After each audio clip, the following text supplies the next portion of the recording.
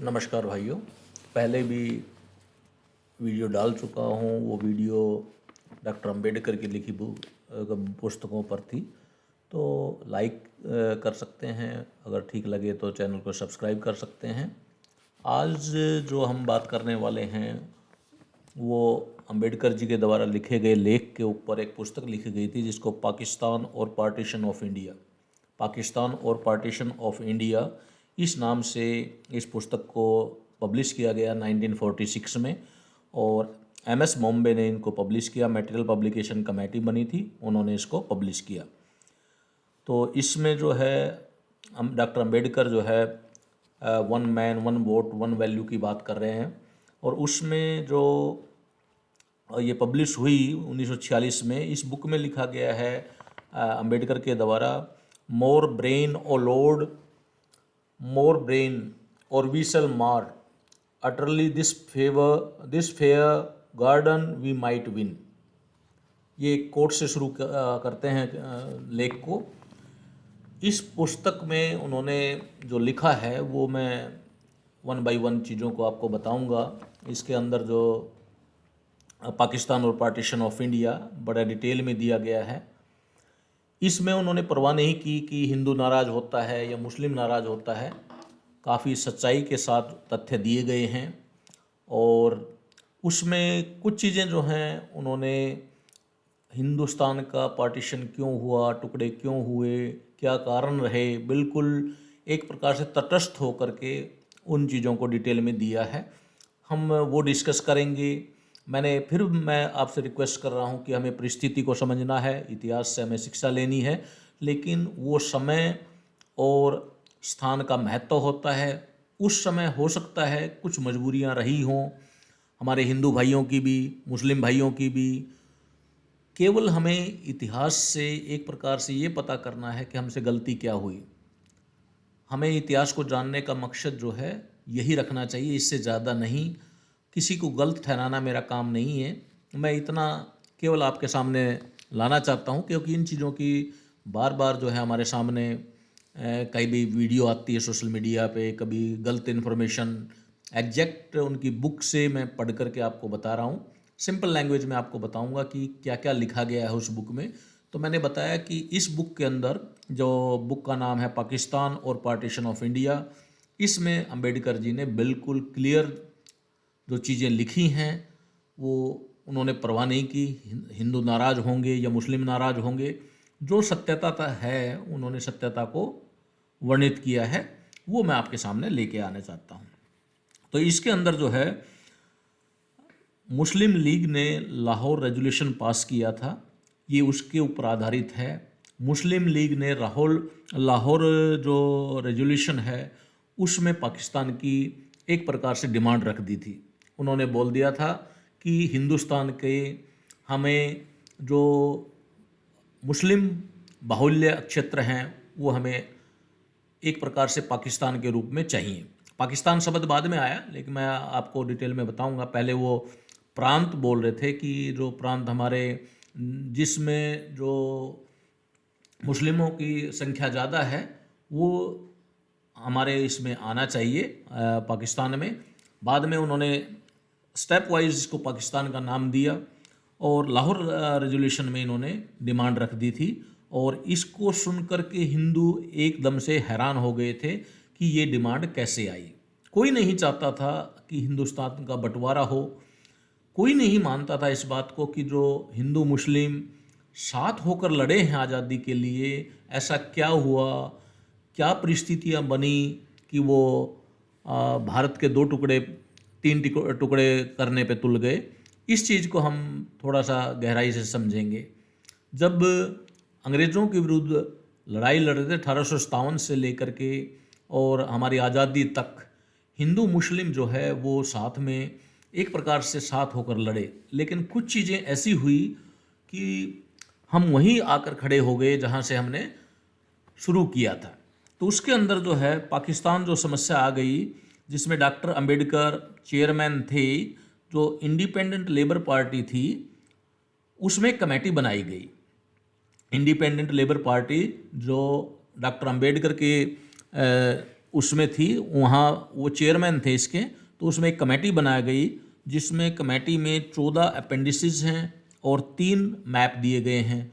तो इस कमेटी को इस रिपोर्ट को एक बुक के तौर पर उन्होंने प्रस्तुत किया है, जिसमें उन्होंने 14 अपेंडिसेस लगाए हैं, 3 मैप बनाए हैं, और उन्होंने विस्तार पूर्वक बताया है कि जो डिमांड आ गई पाकिस्तान की, इसके ऊपर उन्होंने एक प्रकार से ये रिपोर्ट तैयार की थी, जो इंडिपेंडेंट लेबर पार्टी की कमेटी ने रिपोर्ट बनाई थी।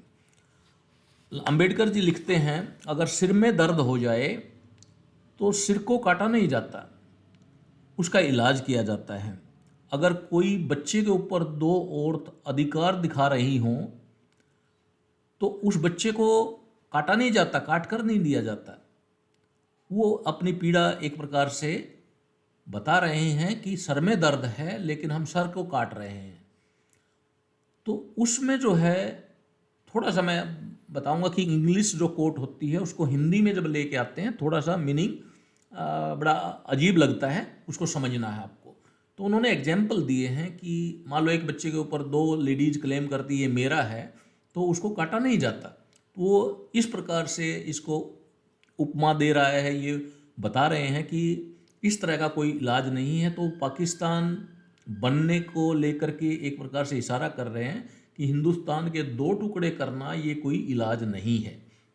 उन्होंने बोला, अंबेडकर जी ने लिखा है कि हमें सारे पहलुओं पर विचार करना होगा अगर पाकिस्तान अस्तित्व में आता है तो। 19वीं सेंचुरी में अंग्रेज ने इंडिया को कहा था स्लीपिंग ब्यूटी। 19वीं सेंचुरी में एक अंग्रेज ने इंडिया को स्लीपिंग ब्यूटी कहा था कि स्लीपिंग ब्यूटी जो है वो सो रही है। उन्होंने बताया कि वो सो रही है। जब हम आज़ादी की डिमांड करने लगे और 20वीं सदी में आए जब हम, तो उन्होंने बोला कि स्लीपिंग ब्यूटी जग गई है। उन्होंने एक प्रकार से इंडिया को स्लीपिंग ब्यूटी वर्ड दिया और उन्होंने बोला कि स्लीपिंग ब्यूटी अब जग गई है। मतलब जब हमारा एक तरफ हिंदू एक तरफ मुस्लिम डिमांड करने लगे, अजीब अजीब सी बातें आने लगी बंटवारे की, तो अंग्रेज़ों ने बोला कि वो स्लीपिंग ब्यूटी एक प्रकार से अब जग गई है। तो अब वह जग गई है और उसको अपने भरोसे खड़ा होना है और उसको आज़ादी से जीना है। तो ये बात जो है अंबेडकर जी ने लिखी है कि किसी अंग्रेज ने कोट किया कि अभी उसको स्लीपिंग ब्यूटी जो थी वो खड़ी हो गई है और उसको अपने सहारे अस्तित्व बनाना है और अपने सहारे खड़ा रहना है, पड़ोसियों से कैसा रिलेशन बनाना है। वो स्लीपिंग ब्यूटी जो है वो जग गई है, कि 20वीं सदी में अंग्रेज ने बोला है। तो उसमें जो है पागल कन्या का एक प्रकार से उन्होंने उपमा दी है कि स्लीपिंग ब्यूटी जो इंडिया को बोला उन्होंने, वो पागल कन्या है जिसकी ड्यूल पर्सनैलिटी है। मतलब हिंदू और मुस्लिम 2 अपने अपने अधिकारों की मांग कर रहे थे। तो उसमें बताया कि पागल कन्या, इंडिया को पागल कन्या का नाम दिया उन्होंने, और जिसकी ड्यूल पर्सनैलिटी उन्होंने बताई है कि हाफ ह्यूमन है हाफ एनिमल है। मुस्लिम लीग ने उसको पाकिस्तान और हिंदुस्तान 2 टुकड़ों में रेजोल्यूशन पास कर दिया था। अब वह 2 अलग अलग अस्तित्व होंगे, उसमें एक में हिंदू दूसरे में मुसलमान रहेंगे। ये अंग्रेज बोल रहा है कि अब जो मुस्लिम है वो डिमांड करने लग गए हैं अलग पाकिस्तान की, अलग हिंदुस्तान के जो इंडिया है इसके टुकड़े करने में तुल गए हैं। तो अब ये स्लीपिंग ब्यूटी जो है ये हाफ ह्यूमन बीइंग बन गई है, हाफ एनिमल बन गई है, और इस प्रकार से हिंदुस्तान के 2 टुकड़े होंगे, इंडिया के 2 टुकड़े होंगे, एक होगा हिंदुस्तान, एक होगा पाकिस्तान। अंग्रेज हिंदू मुसलमान के बीच सेटलमेंट करवाएंगे। यहाँ अंग्रेजों की कोई गलती नहीं थी क्योंकि ट्रांसफ़र ऑफ पावर है। क्योंकि हम इतने जल्दी में थे कि हमें जल्दी से जल्दी पावर चाहिए थी, आज़ादी चाहिए थी, और उसमें एक प्रकार से ट्रांसफ़र ऑफ पावर हुआ। अब ट्रांसफ़र ऑफ पावर जब हुआ तो उसमें अंग्रेज़ कोई सेटलमेंट के लिए नहीं थे कि वो हिंदुओं को मुसलमानों को बैठाएंगे, सेटलमेंट करेंगे। उनके पास इतना टाइम नहीं था, उनको अपना बोरा बिस्तरा बांधना था, वापस जाना था। और इधर जो है हमारे हिंदू और मुस्लिम एक अजीब सी स्टेज पर आकर खड़े हो गए थे, मैं आगे बताऊंगा उसके बारे में। तो जो मुस्लिम थे वो अड़े हुए थे कि हमें एक प्रकार से आज़ाद देश चाहिए। पहले 5 प्रांत की बात कर रहे थे कि 5 प्रांत हमारे जहाँ मुस्लिम ज़्यादा हैं वो प्रांत हमें दिए जाएं, और उनकी जो गवर्नमेंट है वो बिल्कुल अलग हो, इंडिपेंडेंट हो, हम सेंट्रल गवर्नमेंट के अंदर नहीं आना चाहते। हिंदू जो है वो सेंट्रल गवर्नमेंट बनाना चाहते थे, जो पढ़े लिखे हिंदू थे, मैं बाद में जिक्र करूंगा कौन कौन थे उनमें। तो वो चाहते थे कि सेंट्रल गवर्नमेंट बने और सेंट्रल गवर्नमेंट के अंडर में सारे जो प्रांत हैं, फेडरल सिस्टम जिसको बोलते हैं, डॉक्टर अंबेडकर ने बाद में वो बनाया भी। अंबेडकर जी इस चीज़ में थोड़ा सा अलग थे, लेकिन बाकी लोगों ने फेडरल सिस्टम का वकालत किया कि बाकी प्रांत रहेंगे, सेंटर की गवर्नमेंट होगी, लेकिन मुस्लिमों ने मना कर दिया। मुस्लिमों ने बोला कि सेंट्रल गवर्नमेंट होगी हिंदुओं की और हम उसके अंडर में फेडरल गवर्नमेंट नहीं रखेंगे। उन्होंने बोला कि हमारा इंडिपेंडेंट होना चाहिए, हिंदुओं का कोई प्रभुत्व नहीं होना चाहिए। तो उसमें मैं आगे आऊँगा चैप्टर में, तो वो सारी बातें होंगी। मुस्लिम लीग जो है वो पाकिस्तान की स्कीम ले आई थी। मैंने बताया कि पाकिस्तान उन्होंने एक प्रकार से डिक्लेयर कर दिया था कि हमें पाकिस्तान चाहिए। जो राउंड टेबल कॉन्फ्रेंस होती है, जो होती थी उस समय जो इंग्लैंड में, वहाँ भी उन्होंने डिक्लेयर कर दिया था। और कॉमनल राइट्स उन्होंने 14 पॉइंट दिए थे अंग्रेज़ों को। 14 पॉइंट्स के अंदर वो हिंदुओं ने तो नकार दिए थे वहाँ पे राउंड टेबल कॉन्फ्रेंस में, लेकिन अंग्रेज़ों ने उनको अधिकार दे दिया था, जिसको कॉमनल राइट्स बोलते हैं, अधिकार, कॉमनल अधिकार जिसको बोलते हैं। तो 14 अधिकार दे दिए थे उनको राउंड टेबल कॉन्फ्रेंस में। इससे हिंदुओं की नाराज़गी बढ़ गई थी कि कहीं ना कहीं मुस्लिमों का फेवर किया जा रहा है अंग्रेज़ों के द्वारा भी। लेकिन जब हम 90s में पहुँचे, 1940 के आसपास पहुँचे, तो अंबेडकर जी ने ये रिपोर्ट तैयार की और उसको एक पुस्तक के रूप में छपवाया। तो इसमें वो बताते हैं कि इसका जो हल है कि मुसलमानों ने तो पाकिस्तान मांग लिया, अब इसका हल जो है हिंदू मुसलमान को ही निकालना है। अंग्रेज इसमें सहायता नहीं कर सकते, उनका कोई अधिकार भी नहीं है। अब अंग्रेज़ों के लिए मायने भी नहीं था कि इंडिया के 2 टुकड़े हों, 4 टुकड़े हों, 5 टुकड़े हों, उनको कोई मतलब नहीं था। जिस समय 1940 के आसपास जो ये चीज़ें घटनाएं घटने लग गई थी, उस समय की बात करें। और कांग्रेस ने जो है एक वहाँ पर अलग तरह की स्ट्रेटजी अपनाई हुई थी। वो भाषाई विभाजन करना चाहते थे। उन्होंने 20 राज्य बनाए, 20 प्रांत का डिटेल है उस बुक में, अगर आप पढ़ेंगे तो उसमें 20 राज्य उन्होंने बताए कांग्रेस ने, और उनकी भाषा बताई। उन्होंने बताया कि भाषा के तौर पर हम डिवाइड करेंगे स्टेट्स को। तो एक प्रकार से डिवीजन जो दिया कांग्रेस की जो थ्योरी थी, उन्होंने 20 भाषाई प्रांत, पेज नंबर 10 पे लिखा हुआ है, उसके 10 पेज नंबर के ऊपर ये लिखा हुआ है कि कांग्रेस की जो स्ट्रेटजी थी, उन्होंने 20 प्रांत बनाए, जिसकी उन्होंने लैंग्वेज भी तय कर दी कि लैंग्वेज के आधार पर 20 प्रांत होंगे। तो वो आप लिस्ट भी देख सकते हैं उसमें। इसमें जो अंग्रेज थे वो दूर थे, इस पचड़े में जो पर्दा नहीं चाहते थे। इंडिया जैसा रखना है आप रखिए, उनको कोई मतलब नहीं था। इसमें जो अंग्रेज थे वो कोई ऐसा प्लान नहीं बना सकते कि पाकिस्तान ना बने। तो उनको मालूम है कि अब ऐसी स्टेज पे आ गए हैं कि हिंदुस्तान और पाकिस्तान तो बनकर रहेंगे। तो उनको मालूम था कि सिचुएशन जो है वो उस साइड में जा रही है। अब संविधान की तरफ जो है डॉक्टर अंबेडकर जो है वो संविधान बनाने के लिए प्रयत्नशील थे, और उसमें उन्होंने बोला कि थोड़ा सा हमें रुकना पड़ेगा। अगर संविधान की अगर ड्राफ्टिंग करनी है या उसको सोचना है कैसे हमारा संविधान होगा, तो सॉरी, उसमें जो है हमें देखना होगा कि उससे पहले ये हल निकल जाए जो पाकिस्तान की समस्या आ गई हमारे सामने। तो उसमें जो मैंने बताया कि जिसमें 5 स्टेट में जो बहुमत था मुसलमानों का, उसमें उन्होंने बोला कि ये 5 प्रांत हमारे आज़ाद होने चाहिए, केंद्र सरकार के अधीन नहीं होने चाहिए, हमारी अपनी सरकार हो, हमारे अपनी आज़ादी हो। और उसमें भी आप देखिए जो उन्होंने प्रांत चुने, वो प्रांत अलग अलग कल्चर में थे, और उनको वो डिमांड कर रहे थे कि ये प्रांत हमें दिए जाएं। हिंदुओं के विचार थे कि केंद्रीय सरकार जो है वो एक सरकार हो, और एक फेडरल सिस्टम भी हो सकता है। कुछ जो पढ़े लिखे हिंदू थे हमारे, उन्होंने आइडिया दिया कि सेंटर में सेंट्रल गवर्नमेंट रहेगी और नीचे में जो है हमारी राज्य सरकार हो सकती हैं।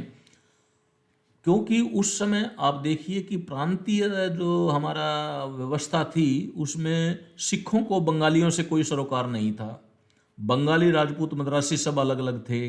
बंगाली अपने आप से प्यार करते हैं, ये लिखा हुआ है बुक में, जो एग्जैक्ट वर्ड वही बता रहा हूँ जो बुक में लिखा हुआ है। मद्रासी का अपना खुद का संसार है। मराठी अपने में ही रहते हैं।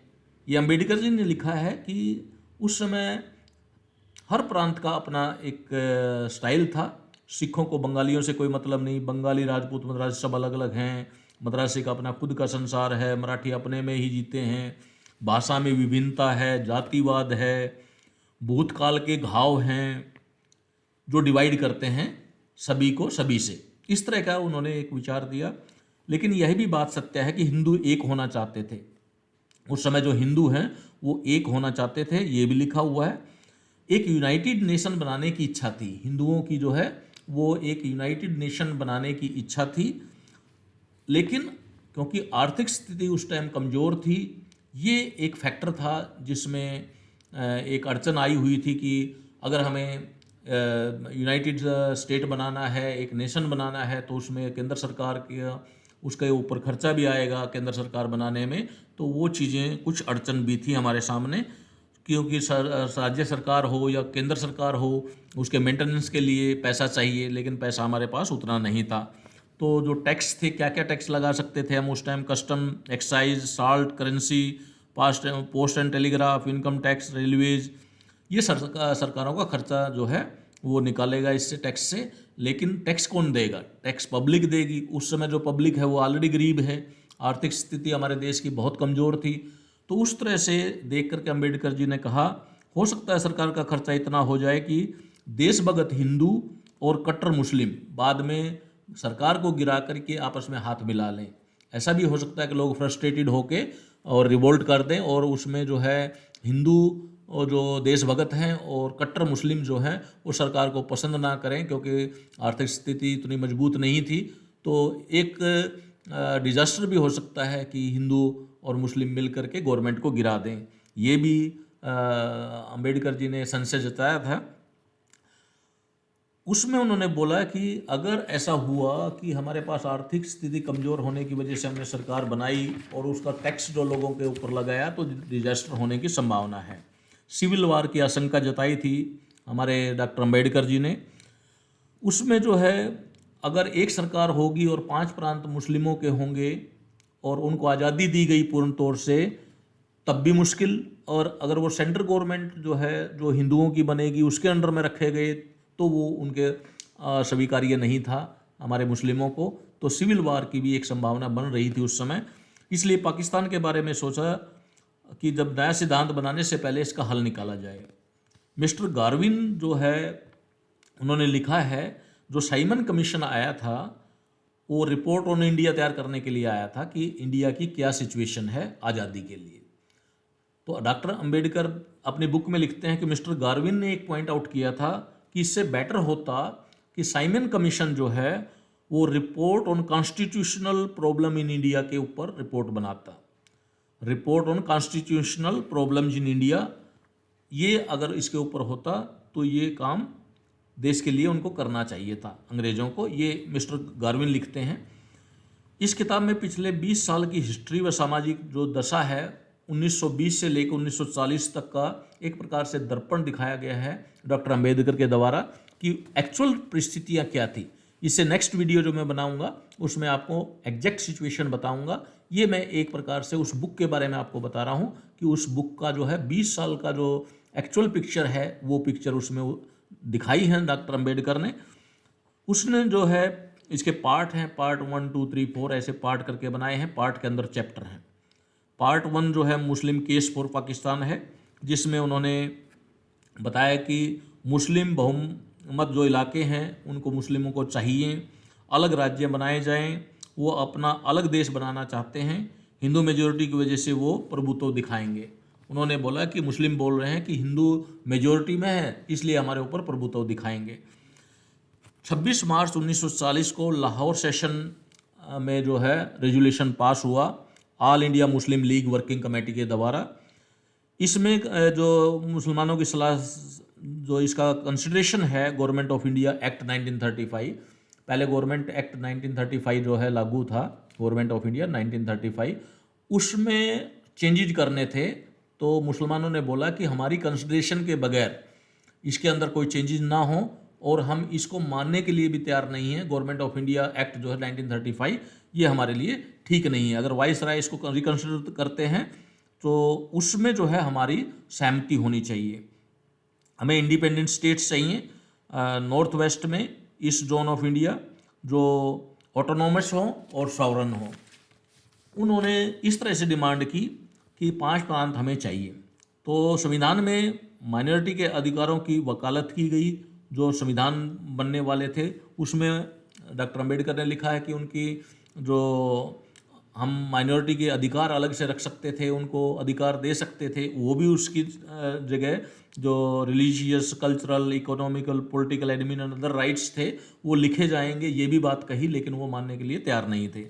मुस्लिम लीग वर्किंग कमेटी जो था उस समय संविधान की रूपरेखा बनाने के लिए अधिकृत किया गया। मुस्लिम लीग वर्किंग कमेटी को संविधान की रूपरेखा बनाने के लिए लाहौर में जो रेजोल्यूशन पास किया गया उसमें जो पॉइंट लिखे गए उसमें मुस्लिम लीग वर्किंग कमेटी को एक प्रकार से ड्राफ्टिंग के लिए भी बोला गया, रूपरेखा तैयार करने के लिए बोला गया संविधान की।